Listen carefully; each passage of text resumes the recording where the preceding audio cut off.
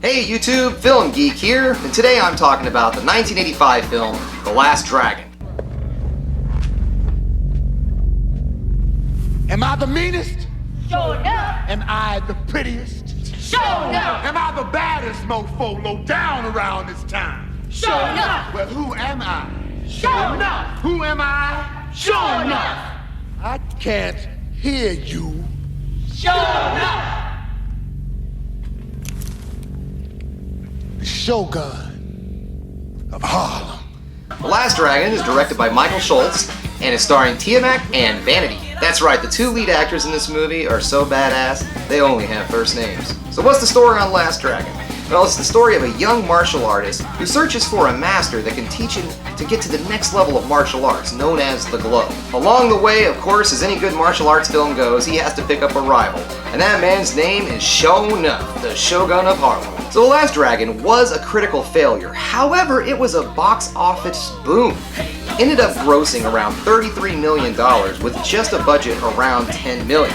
So the movie did fairly well in theaters. It has now gone on to be a very beloved cult classic film. Now the star of this film, Tiamat, was already an accomplished martial artist. However, he had never acted before. Now on the opposite side of this, the villain of our story, played by Julius Carry, Sho'nuff, the Shogun of Harlem.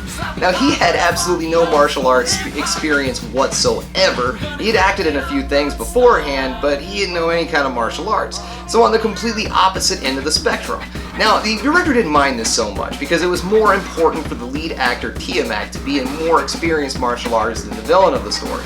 So they just ended up teaching Julius a few moves and everything, and it seemed to work out just fine. It is a little bit obvious that he has absolutely no idea what he's doing in the martial arts category of this thing, but then again, Tiamat kind of doesn't really know what he's doing in the acting part of this thing. But that's okay because it works well with the movie. Things I love about this movie, well, number one, this is an absolute slice of the 80s. There is so much in this movie that just takes me back to the 1980s like no other movie absolutely does. This thing is like a time capsule for me. Now, it is a bit exaggerated, yes, and it's a bit of a spoofy kind of film. Like, one of the characters in the movie, one of the other villains, I guess you would say, she is a complete spoof on Cyndi Lauper. There's a lot of pop music in this, and then pop music is supposed to be catchy, but just a little bit of annoying. So, yeah, the movie is poking fun at the music industry, at martial arts films, and things of that sort, but it was such charm, and it's just a really fun, pleasant trip down memory lane. The villain in this movie, Sho'nuff, is just perfect.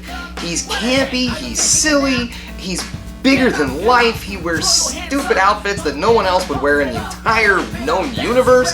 He seems like he fell out of a comic book, and I think that's what this movie was really going for. I feel like they were either trying to make this have more of a comic book feel to it, or a cartoony feel to it, and Julius Carry really pulls that off fantastically.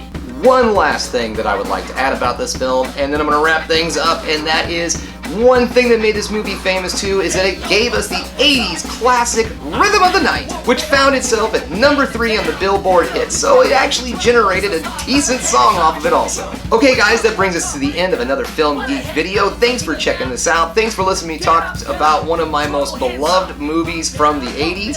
This was a film that was on heavy rotation back at my family's house when I was a kid. My sisters loved this movie, I love this movie, my parents would get a kick out of this film. So I guess what I'm trying to say is this is a really fun cult film that you can sit down with your family and enjoy. It's silly, it's goofy, it's over the top, and it's fun.